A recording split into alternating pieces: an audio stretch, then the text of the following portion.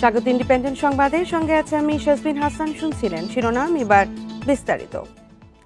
4 দিনের রাষ্ট্রীয় সফরে লন্ডনের উদ্দেশ্যে ঢাকা ছেড়েছেন প্রধান উপদেষ্টা অধ্যাপক ডক্টর মোহাম্মদ ইউনূস।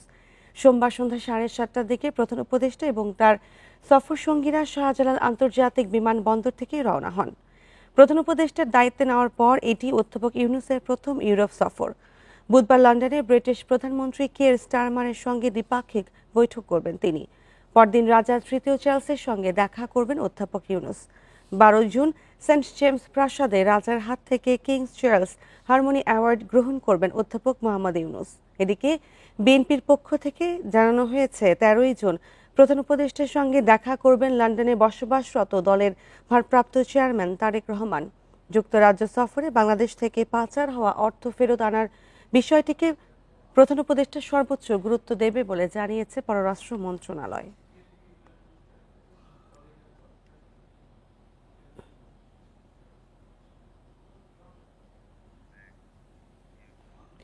লন্ডনে তারেক রহমানের সঙ্গে প্রধান উপদেষ্টার সাক্ষাৎ হলে জনগণ খুশি হবে বলে মন্তব্য করেছেন বিএনপির যুগ্ম মহাসচিব শহীদ উদ্দিন চৌধুরী অ্যানি। গণতন্ত্র ও বাংলাদেশের রাজনীতির ক্ষেত্রে এই বৈঠক জরুরি বলেও মন্তব্য করেন তিনি। সোমবার বিকেলে লক্ষ্মীপুর সদর উপজেলার ভবানীগঞ্জ উচ্চ বিদ্যালয় মাঠে ইউনিয়ন বিএনপির প্রতিনিধি সভায় তিনি এসব কথা বলেন। অ্যানি বলেন, এপ্রিলে রোজার মধ্যে ভোট হলে প্রচারণা ভালো হয় না, এজন্য রোজার আগেই ভোটের দাবি জানান তিনি। বলেন, গত 17 বছর ফ্যাসিস্ট শেখ হাসিনা জোর করে ক্ষমতা দখল করে রেখেছিল। ফ্যাসিস্ট পালিয়ে গেলেও এখনো ষড়যন্ত্র চলছে বলে সতর্ক করেন তিনি। এজন্য নেতা কর্মীদের সজাগ থাকার আহ্বান জানান বিএনপির যুগ্ম মহাসচিব।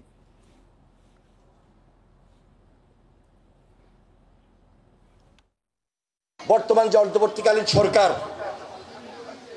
তিনি যুক্তরাজ্যে গিয়েছেন, পত্রপত্রিকা এসেছে, হয়তোবা আমাদের ভারপ্রাপ্ত চেয়ারম্যান জনাব তারেক রহমানের সঙ্গে তার সাক্ষাৎ হতে পারে।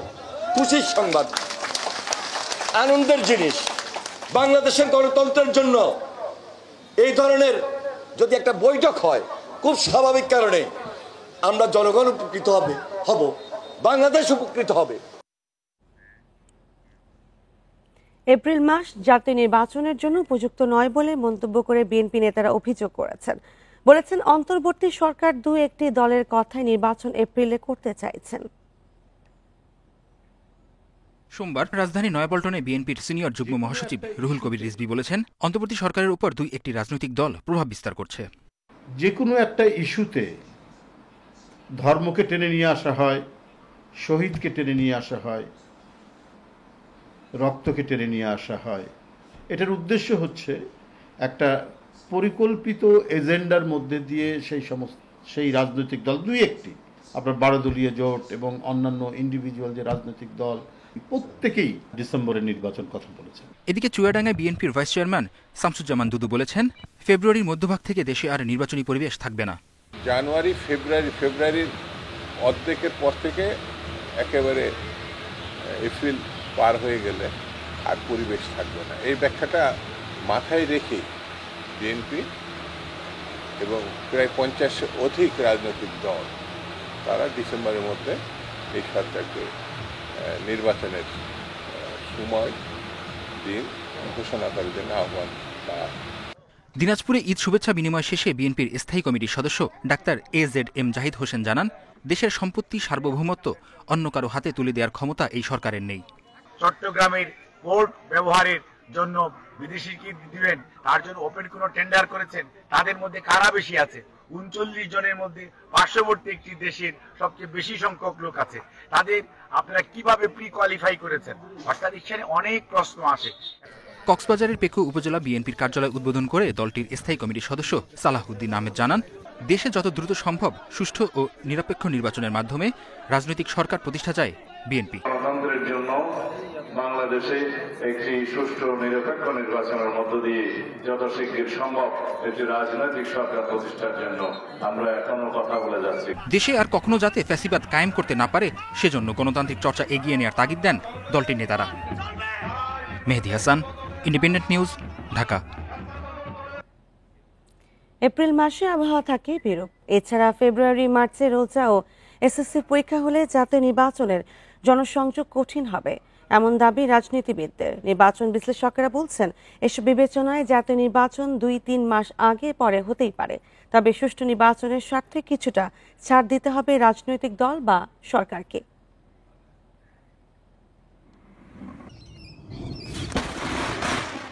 মার্চ থেকে বজ্রপাতের মৌসুম শুরু হলেও এপ্রিলে হয় শক্তিশালী। আবহাওয়া অধিদপ্তরের তথ্য অনুযায়ী এপ্রিলে গড়ে 6.5 লাখ বজ্রপাতে মৃত্যু হয় 16 জনের। বজ্রঝড় ও কালবৈশাখীর পাশাপাশি এপ্রিলে বৃষ্টিও বাড়ে। এ মাসে সিলেটে গড়ে 16 দিন আর ঢাকায় 12 দিন বৃষ্টি হয়। এপ্রিলে আরও এক সংকট তাপপ্রবাহ। 2024 সালে এপ্রিল মে মাসে টানা 35 দিন তাপপ্রবাহের মধ্যে দিয়ে গেছে দেশ। তখন তাপমাত্রা 36 থেকে 43 ডিগ্রি পর্যন্ত ওঠে। চরম ভাবাপন্ন তাপমাত্রা এই এপ্রিল মাসে থাকে বাংলাদেশে। একদিকে তাপমাত্রা বেশি, সূর্যের উজ্জ্বল কিরণকাল বেশি 8 থেকে 10 ঘন্টা, পাশাপাশি জলীয়বাষ্পের পরিমাণ গড়ে 75%। সুতরাং আমরা তাপমাত্রা যাই রেকর্ড করি না কেন, ফিলিং টেম্পারেচার বা অনুভূত তাপমাত্রা তার চেয়ে 2 থেকে 6 ডিগ্রি সেলসিয়াস বেশি হতে পারে। এপ্রিলের বৈরী আবহাওয়ায় জাতীয় নির্বাচন অনুষ্ঠানের রেকর্ড নেই। 54 বছরের নির্বাচন হয়েছে 12টি। 1973 সালে ভোট হয় মার্চে। এরপর থেকে 1991 সাল পর্যন্ত জাতীয় নির্বাচন হয়েছে ফেব্রুয়ারি থেকে মের মধ্যে। 1996 সালে অনুষ্ঠিত হয় জুনে। এরপর 2024 সাল পর্যন্ত মোট 5টি সংসদ নির্বাচন হয়েছে অক্টোবর, ডিসেম্বর ও জানুয়ারিতে। ডক্টর মোহাম্মদ ইউনূস ঘোষণা দিয়েছেন ত্রয়োদশ সংসদ নির্বাচন হতে পারে আগামী বছরের এপ্রিলে। এই সময়ে থাকবে বৈরী আবহাওয়ার চ্যালেঞ্জ, এসএসসি পরীক্ষা ও রমজান মাসের চাপও থাকবে। তাই বিরোধিতা করছে কয়েকটি রাজনৈতিক দল। রাজনৈতিক দলগুলো একমত হতে হবে, হ্যাঁ আমরা নির্বাচন দেশের জন্য, দেশের গণতন্ত্রায়নের জন্য আমরা এই কোনো দলকে একটু ছাড় দিতে হবে। অবশ্যই দলগুলোকে ছাড় দিয়ে একটা জায়গায় আসতে হবে। যদি আমরা সবাই সবার পয়েন্টে এক থেকে যাই তাহলে তো কোনো সমস্যার সমাধান বের হয়ে আসবে না। জুন মাসে তো আসলে প্রচণ্ড গরম, এর মধ্যেও কিন্তু নির্বাচন করারই আছে। এপ্রিল মাসে তো মার্চের ওয়েদার তো ভালো থাকে। তিনি আরও জানান, জানুয়ারি থেকে এপ্রিলের মধ্যে নির্বাচন হলে বেশ কিছু নতুন ভোটার ভোট দেওয়ার সুযোগ পাবেন, যার সংখ্যা প্রায় 40 লাখ। Shahriar Anirban, Independent News, Dhaka. ক্ষমতাচ্যুত প্রধানমন্ত্রী শেখ হাসিনার চাচা শেখ কবির হোসেন দেশ ত্যাগ করেছেন। হযরত শাহজালাল আন্তর্জাতিক বিমানবন্দর থেকে সিঙ্গাপুর এয়ারলাইন্সের একটি ফ্লাইটে তিনি ঢাকা ছাড়েন। ইমিগ্রেশন পুলিশ এবং আইন শৃঙ্খলা রক্ষাকারী বাহিনীর দায়িত্বশীল একাধিক সূত্র নিশ্চিত করেছে রোববার সকালে দেশ ছাড়েন তিনি। তবে তার বিদেশ যাত্রায় কোনো নিষেধাজ্ঞা ছিল কিনা এই বিষয়ে নিশ্চিত হওয়া যায়নি। শেখ কবির হোসেনের বিরুদ্ধে অর্থ পাচার, ক্ষমতার অপব্যবহারের অভিযোগ রয়েছে। শেখ হাসিনার শাসন আমলে আর্থিক খাতসহ বিভিন্ন খাতে অত্যন্ত প্রভাবশালী ছিলেন শেখ কবির। আওয়ামী লীগ ক্ষমতায় থাকাকালীন 23টি প্রতিষ্ঠান, সংগঠন ও সংস্থার শীর্ষ পর্যায়ে নানা পদে ছিলেন তিনি। 2011 সাল থেকে বাংলাদেশ ইন্স্যুরেন্স অ্যাসোসিয়েশনের একটানা সভাপতি ছিলেন শেখ কবির হোসেন।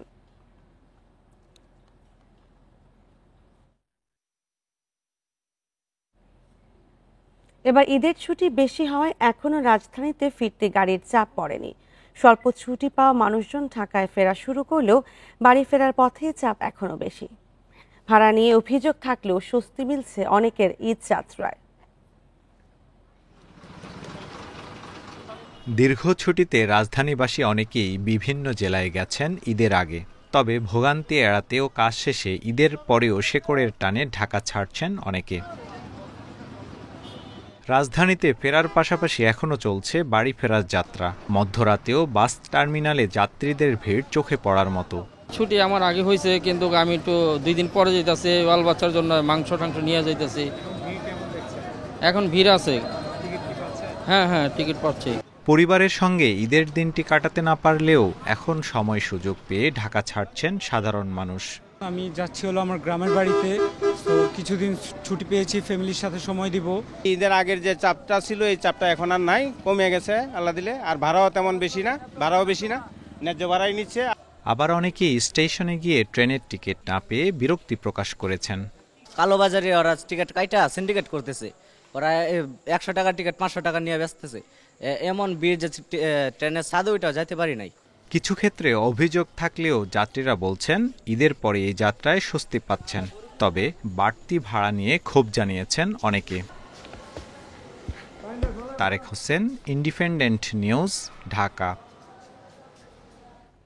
ঈদের টানা ছুটিতে রাজধানীর অনেকটাই ফাঁকা, ব্যস্ত সড়কগুলোতে নেই গাড়ির চাপ, অনেকটাই শান্ত ও নীরবতায় রাজধানীর এক নতুন রূপ দেখা গেল এই কদিন। যানজটহীন সড়কে যাতায়াতে খুশি চালক ও যাত্রীরা। ঢাকা একদিন সম্পূর্ণ যানজট মুক্ত হবে এমন প্রত্যাশা রাজধানীবাসীর। রাজধানীর অন্যতম ব্যস্ত এলাকা কারওয়ান বাজারের চিত্র এটি। নেই চিরচেনা যানজট, ফুটপাতে হকারদের কোলাহল, ওভারব্রিজে ব্যস্ত মানুষের ঢল কিংবা তাড়াহুড়ো করে বাসে ওঠার দৃশ্য। রাজধানীর গণপরিবহন কম থাকায় প্রধান সড়কগুলো দাপিয়ে বেড়াচ্ছে অটোরিকশা। যানজট কম থাকায় খুশি চালকরা। রাস্তাঘাটের অবস্থা খুবই ভালো, একবারে স্বাভাবিক। সার্জেন্টরা তারা খুবই কেয়ারফুল এবং পরিবেশ খুব স্বাভাবিক, গাড়ি চালায় খুব ভালো লাগতেছে। অটো বিদায়, রাস্তা বিদায়, যাত্রী চলে ফিরে আরাম পাচ্ছে, কোনো জায়গায় বাধা যায় না, আমরা আরামে রিক্সা চালাইতেছি। স্বস্তিতে চলাফেরা করতে পেরে খুশি নগরবাসী। রাস্তাঘাট ফাঁকা, ফ্রি, এটা যদি অলওয়েজ থাকে তাহলে আমরা আসলে সবসময় আমাদের চলাফেরা করতে খুবই আনন্দ লাগবে। আমরা যারা অরিজিনালি ঢাকার মানুষ তারা এই সময়টা একটু বেশি মজা পায় আর কি ঢাকাতে ঘুরতে। একই দৃশ্য রাজধানীর মেট্রো রেলেও। ভিড়ভাট্টা না থাকায় স্বস্তি প্রকাশ করেন যাত্রীরা। আমি শেষ কবে সিটে বসে এসেছি মেট্রো রেলে আমার মনে নেই, আজকে অনেকদিন পর পেয়েছি, খুব ভালো লাগছে। রাজধানী বলতে গেলে পুরোটাই ফাঁকা, সো এখন যাতায়াত করতে অনেকটাই কমফোর্ট লাগছে। নগরীর নিরাপত্তায় কাজ করছেন আনসার পুলিশ সহ আইনশৃঙ্খলা বাহিনীর সদস্যরা। অনেকটা অলস সময় পার করলেও যে কোনো ধরনের অনাকাঙ্ক্ষিত ঘটনা এড়াতে প্রস্তুত তারা। উল্টাপাল্টা বা ট্রাফিক শৃঙ্খলাটা ধরে রাখার জন্য হালকা আছে, তারপরে এর মধ্যে আমরা চেষ্টা করতেছি যে কোনো গাড়ি যেন উল্টা না যেতে পারে। যেমন দেখতেছেন হালকা আছে, তারপরেও কিন্তু আমাদের ট্রাফিক সদস্য আছে যেন অনাকাঙ্ক্ষিত কোনো ঘটনা না ঘটে। কোটি মানুষের পদচারণায় মুখরিত ঢাকাবাসীর দৃষ্টি কেড়েছে স্নিগ্ধ প্রকৃতি। দেখা মিলেছে কলাবতী আর কৃষ্ণচূড়ার। রাজধানীর এই নতুন চিত্র দেখে মুগ্ধ নগরবাসী। মেহেদী হাসান, ইন্ডিপেন্ডেন্ট নিউজ, ঢাকা। উজানের ঢল ও বৃষ্টিতে আগাম বন্যায় চলনবিল এলাকায় তলিয়ে গেছে কাঁচা পাকা বড় ফসল। ঈদের ছুটিতে শ্রমিক সংকটে তলিয়ে যাওয়া ফসল কাটতে দেখা দিয়েছে বিপত্তি। এমন অবস্থায় সরকারি সহায়তা চেয়েছেন ক্ষতিগ্রস্তরা। আর কৃষি বিভাগ বলছে তালিকা করে ক্ষতিগ্রস্তদের সহায়তা করা হবে। কোথাও হাঁটু পানি, আবার কোথাও কোমর পানিতে নেমে ধান কাটছেন কৃষকরা। এমন দৃশ্য সিরাজগঞ্জের তাড়াশ উপজেলার চলনবিল এলাকায়। কৃষকরা বলছেন উজানের ঢল ও অতিবৃষ্টিতে তলিয়ে গেছে তাড়াশ, শাহজাদপুর ও উল্লাপাড়ায় চলনবিলের নিচু জমির কাঁচা পাকা বোরো ধান। সিরাজগঞ্জ তাড়াশ থানা এই বর্ষাতে এসে উপরকার ঢল বৃষ্টিতে ডুবে গেছে। অনেকজন কাটতে পারতেছে আর অনেকজন কাটতে পারতেছে। আমাদের চলনবিলের ক্ষেতগুলো 2 দিনের মধ্যে আমাদের এই ধানগুলোর ক্ষেত সব ডুবে গেছে। ঈদের ছুটিতে শ্রমিকও পাচ্ছেন না তারা, এজন্য ক্ষতিগ্রস্ত ফসল ঘরে তুলতে পারছেন না কৃষক। ধান কাটার লেগে সিরিয়াল দিয়ে লোক পাওয়া যায় না, লোক পাওয়ার না কারণে কত ভুই মনে এখনো বর্তমান পানি ডুবে আছে। কৃষি বিভাগ বলছে বন্যা আসার আগে চলনবিল এলাকায় 96 ভাগ ধান কাটা শেষ হয়েছে। মাঠে থাকা কিছু ফসল নষ্ট হয়েছে। ক্ষতিগ্রস্তদের তালিকা করে সহায়তার আশ্বাস কর্মকর্তাদের। ইতিমধ্যে পানি কমা শুরু হয়েছে, আশা করছি যদি এরকম আরো 4-5 দিন থাকে তাহলে আমাদের কৃষক ভাইদের ধান কাটা শেষ হয়ে যাবে এবং তাদের যে কোনো ধরনের সহায়তার জন্য আমরা তাদের পাশে অবস্থান করছি। চলনবিলে এবার 22,505 হেক্টর জমিতে বোরোর আবাদ হয়েছে। এর মধ্যে ক্ষতিগ্রস্ত হয়েছে 113 হেক্টর জমির ধান। Independent news. ঈদের ছুটি টানা 10 দিন। এই বন্ধ চট্টগ্রাম বন্দরে আমদানি রপ্তানি স্বাভাবিক রাখার চেষ্টা করছে কর্তৃপক্ষ, কিন্তু কোনো সুফল মেলেনি। ব্যবসায়ীরা বলছেন পণ্য খালাস ও জাহাজীকরণের গতি মন্থরই ছিল। অনেক দিনের রীতি হঠাৎ পরিবর্তন সম্ভব নয় বলে জানায় বন্দর কর্তৃপক্ষ। বৃহস্পতিবার চট্টগ্রাম বন্দরে কন্টেইনার ছিল 36,215 একক। সেদিন পণ্য খালাস ও জাহাজীকরণ হয়েছে 9,984 একক কন্টেইনার। সোমবার আছে 40,356 একক কন্টেইনার, কিন্তু খালাস হয়েছে মাত্র 170 একক। কর্তৃপক্ষ বলছে ঈদের দিন মাত্র 8 ঘন্টা বন্দরের অপারেশনাল কার্যক্রম বন্ধ ছিল। এবার ঈদের বন্ধ পরিস্থিতি স্বাভাবিক রাখার চেষ্টা করা হলেও কাজ হয়নি। কর্মচারীরা ছুটিতে যায়, অনেক সময় অনেক গার্মেন্টস থেকে তাদের কর্মচারীরা ছুটিতে থাকে, সে কারণে ডেলিভারি ফ্লোটা কমে যায়। তো আমরা এই জন্য আহ্বান জানাই সবাইকে, ডেলিভারি ঈদের সময় যে বন্ধটা থাকে সেটাতে যেন তারা কাজ করে বন্দরকে সচল রাখে। সংশ্লিষ্টদের দাবি, ঈদে ছুটিতে থাকেন কর্মীরা, বেশিরভাগ কলকারখানা বন্ধ থাকার প্রভাবও রয়েছে। যারা ব্যবসা করছি আমরা হয়তো আমাদের নিজেদের তাগিদে থাকলাম, কিন্তু আমাদের যারা কর্মচারী আছেন, যারাই আসলে আমাদের এই কাজগুলি করেন, যারা আমাদের ডানহাত বামহাত, তাদেরকে তো আমাদের ছুটি দিতে হবে, যেহেতু ছুটি আছে। দীর্ঘ ছুটিতে বন্দরকে সচল রাখতে সমন্বিত উদ্যোগ জরুরি বলছেন ব্যবহারকারীরা। আমি যদি 10 দিনের ফ্যাক্টরি বন্ধ দিয়ে দিই, আমার ইম্পোর্ট এক্সপোর্টগুলো কে ছাড়াবে, কোথায় নিয়ে যাবে? এগুলো মনে হয় একটু আলাপ আলোচনা করে এই চেইনে যারা আছে, যারা ইম্পোর্টার এক্সপোর্টার, তাদের সাথেও কথা বলে টোটালি জিনিসটা একটু হোমওয়ার্ক করে খোলা রাখা উচিত। চট্টগ্রাম বন্দরে কন্টেইনারের ধারণ ক্ষমতা 53,000 একক। এর মধ্যে যানবাহন ও যন্ত্রপাতি চলাচলের জায়গা বাদ দিলে ধারণ ক্ষমতা দাঁড়ায় প্রায় 44,000 একক। অনুপম শীল, ইন্ডিপেন্ডেন্ট নিউজ, চট্টগ্রাম। সাভারের শিল্প পার্কে 10 থেকে 15টি ট্যানারি LWG সনদের জন্য প্রস্তুত, কিন্তু কেন্দ্রীয় বর্জ্য শোধনাগার CETP পুরোপুরি কার্যকর না হওয়ায় তা অর্জন সম্ভব হচ্ছে না। এতে চামড়ার ভালো দাম পাচ্ছেন না দাবি ট্যানারি মালিকদের। বিশেষজ্ঞরা বলছেন, বিশেষ কর্তৃপক্ষ গঠনের মাধ্যমে সমন্বিত পরিকল্পনায় কয়েক বছরেই মিলতে পারে সুফল।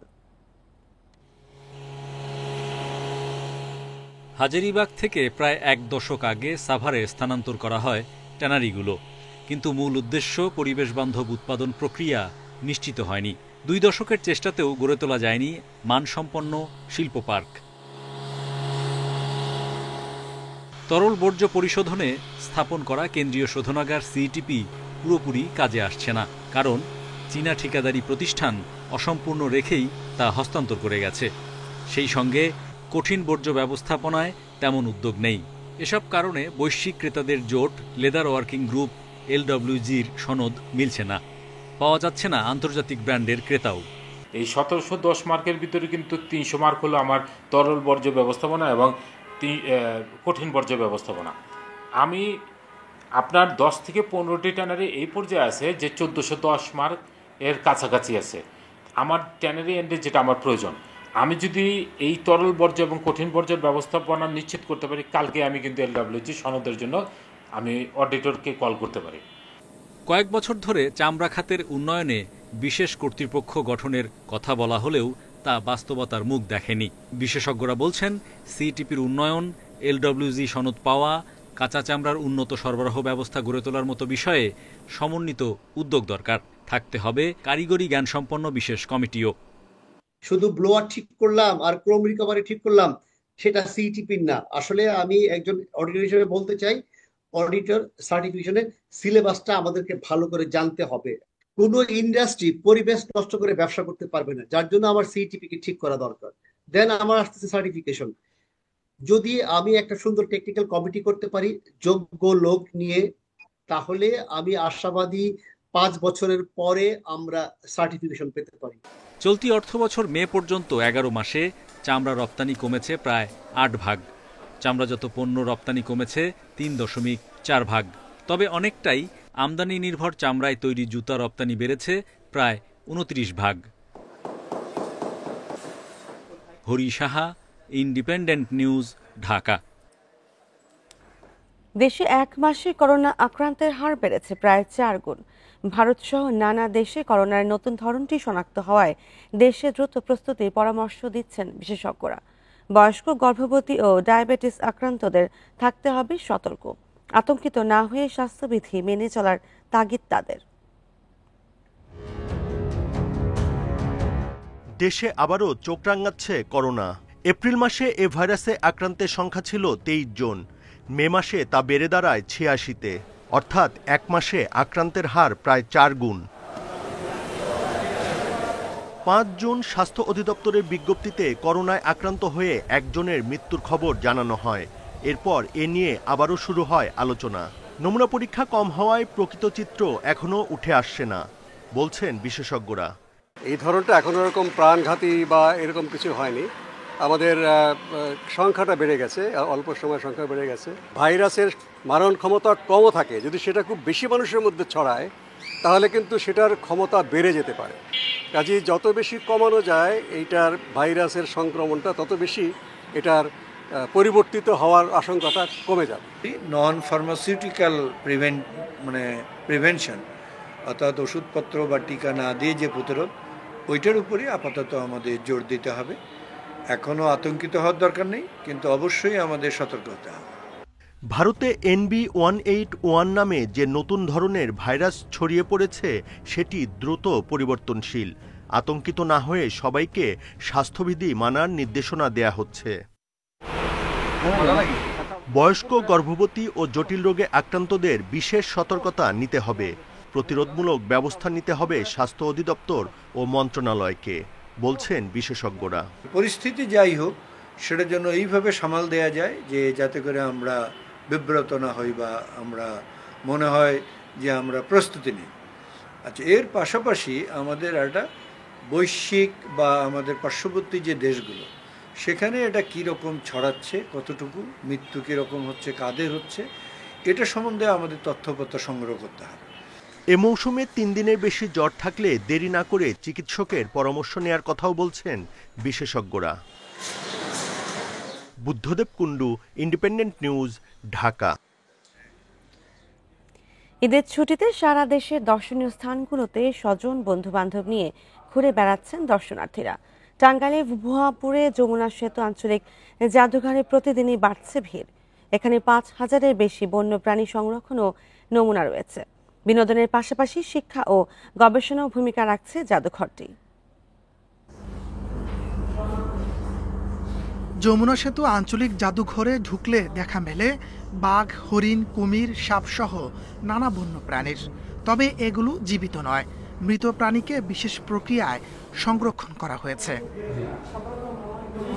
জাদুঘরে ঠাঁই পেয়েছে ঐতিহ্যবাহী অনেক জিনিসপত্র। সেতু নির্মাণের দুর্লভ অনেক ছবিও স্থান পেয়েছে, যা দেখতে প্রতিদিন বিভিন্ন এলাকা থেকে আসছেন অনেকে। একই ছাদের নিচে নানা নিদর্শন দেখার সুযোগে উচ্ছ্বসিত দর্শনার্থীরা। পশু পাখি, মাছ থেকে শুরু করে সামান্য প্রজাপতিও এখানে খুব সুন্দর একটা জায়গা পেয়েছে। তো একটা সমৃদ্ধ জাদুঘরে আসতে পারে আমার খুব ভালো লাগছে। বিনোদনের পাশাপাশি শিক্ষা ও গবেষণাতেও ভূমিকা রাখছে এই জাদুঘর। ভবিষ্যতে আরো সমৃদ্ধ করার প্রত্যাশা কর্তৃপক্ষের। এই জাদুঘরের যে সকল নমুনা আমরা সংগ্রহ করে রাখছি, এগুলো শিক্ষা, গবেষণা এবং বিনোদনের শ্রেষ্ঠ মাধ্যম। একজন গবেষক একটা প্রাণী নিয়ে যদি গবেষণা করতে চায়, তবে সে এখানে এসে তা পাবে।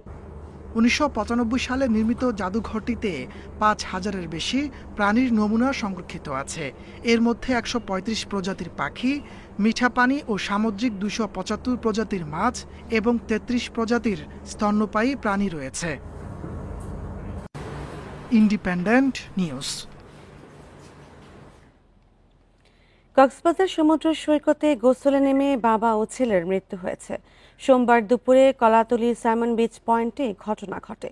তারা হলেন শাহিনুর রহমান ও তার ছেলে শিফাত। পুলিশ জানিয়েছে রাজশাহী থেকে কক্সবাজারে বেড়াতে গিয়েছিলেন তারা। দুপুরে সমুদ্রে নামলে স্রোতের টানে ভেসে যান বাবা ও ছেলে। খবর পেয়ে লাইফগার্ড সদস্যরা তাদের উদ্ধার করে কক্সবাজার সদর হাসপাতালে নিয়ে যান। এক পর্যায়ে রক্তবমির পর তাদের মৃত্যু হয় বলে জানান চিকিৎসক। এদিকে সিলেটের ভোলাগঞ্জে সাদা পাথর পর্যটন কেন্দ্রে ঘুরতে গিয়ে পানিতে ডুবে মেহেদী হাসান নামের একজনের মৃত্যু হয়েছে। এছাড়া পুকুরে ডুবে মৌলভীবাজার বাবা মেয়ে এবং চট্টগ্রামে চাচা ভাতিজা মারা গেছেন। কানাডার একটি হ্রদে হালকা নৌযান কেনু ডুবে মারা গেছেন বিমান বাংলাদেশ এয়ারলাইন্সের পাইলট সাইফুজ্জামান এবং তার বন্ধু টিম গ্রুপের ব্যবস্থাপনা পরিচালক বিজিএম এর সাবেক সহসভাপতি আব্দুল্লাহিল রাকিব। কানাডার স্থানীয় সময় রোববার বেলা 3টার দিকে এই দুর্ঘটনা ঘটে।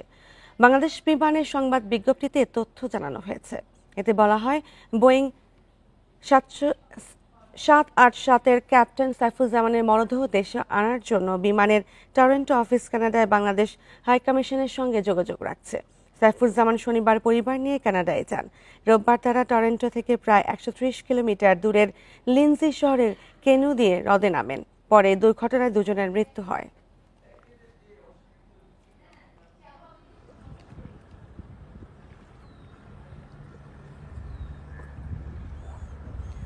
আগামী শনিবার থেকে জাতীয় চক্ষু বিজ্ঞান ইনস্টিটিউটের কার্যক্রম পুরোপুরি চালু হবে বলে জানিয়েছেন স্বাস্থ্য মন্ত্রণালয়ের বিশেষ সহকারী অধ্যাপক সাইদুর রহমান। জরুরি বিভাগ চালুর কয়েকদিন পর আজ থেকে শুরু হয়েছে বহির্বিভাগের কার্যক্রম। স্বাস্থ্য মন্ত্রণালয়ের বিশেষ সহকারী অধ্যাপক সাইদুর রহমানের সাথে যোগাযোগ করা হলে তিনি জানান, শনিবার থেকে সব বিভাগের কার্যক্রম চালু করার লক্ষ্যে কাজ চলছে। এর আগে গত 28 মে জুলাই অভ্যুত্থানে আহতদের সাথে কর্মকর্তা কর্মচারী ও রোগীর স্বজনদের সাথে ত্রিমুখী সংঘর্ষে বন্ধ হয়ে যায় হাসপাতালটির সকল সেবা। 7 দিন পর জরুরি বিভাগের সেবা চালু হলেও অন্যান্য সেবা বন্ধ ছিল।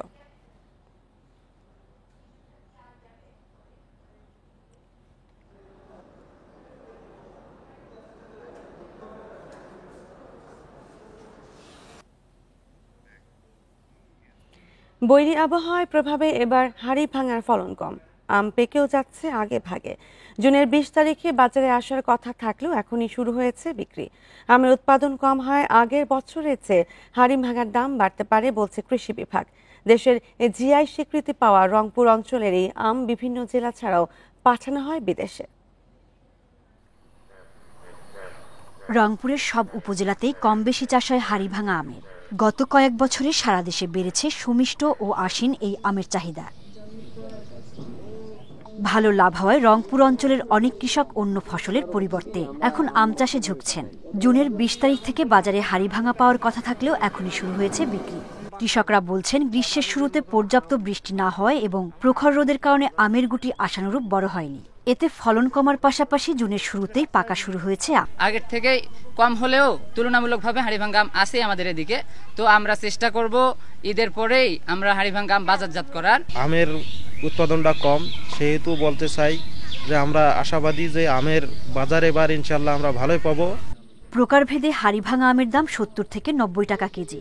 চাহিদার কারণে কুরিয়ারের মাধ্যমে বিদেশে পাঠানো হয় দেশের জিআই পণ্য হাড়িভাঙা। মূল আসার সময় আমাদের মুকুল অনেক ছিল, কিন্তু সে পরিমাণে আমাদের আম আসেনি। মূল্যমান আশা করতেছি বাজার রেট, এখনো তো হাড়িভাঙা আমের বাজার রেট শুরু হয়নি, বাজার শুরু হলে আশা করা যায় মোটামুটি আর কি। কৃষি বিভাগ বলছে, চলতি বছর রংপুর জেলায় 30,000 মেট্রিক টন আম উৎপাদন হতে পারে। গত বছরের চেয়ে ফলন কমায় বাড়তে পারে দাম। অলরেডি এটি জিআই পণ্য হিসাবে স্বীকৃতি পেয়েছে। আমরাও গর্বিত রংপুরবাসী। যদিও বছর কিছুটা অনাবৃষ্টি ছিল এবং পরবর্তীতে একটি ঝড় হয়, তো সেখানে কিছু ছোট আম পড়ে গিয়েছে। তো তারপরে আমরা আশা করি যে আমরা যে লক্ষ্যমাত্রায় নির্ধারণ করেছি প্রায় 30,000 মেট্রিক টন আম, সেটি আমরা অর্জন করতে পারবো। এবছর রংপুরে 1915 হেক্টর জমিতে হাড়িভাঙা আমের চাষ হয়েছে। এর মধ্যে বেশি চাষ হয় মিঠাপুকুর ও বদরগঞ্জ উপজেলায়। সোহেলি জাহান, ইন্ডিপেন্ডেন্ট নিউজ। ভালো বেতনের আশ্বাসে ধার দেনার টাকায় আরব আমিরাতের দুবাই গিয়ে প্রতারিত হয়েছেন ভোলার 3 উপজেলার শতাধিক যুবক। প্রতারিতদের কারো ঠাঁই হয়েছে কারাগারে, আবার পরিবারের সঙ্গে কারো যোগাযোগ নেই 2-3 বছর। ভোলা জেলার দৌলতখান উপজেলার দুবাই প্রবাসী এক প্রতারক চক্রের ফাঁদে পড়ে শ্রমিকদের এই বিড়ম্বনা বলে জানিয়েছেন ভুক্তভোগীর স্বজনরা।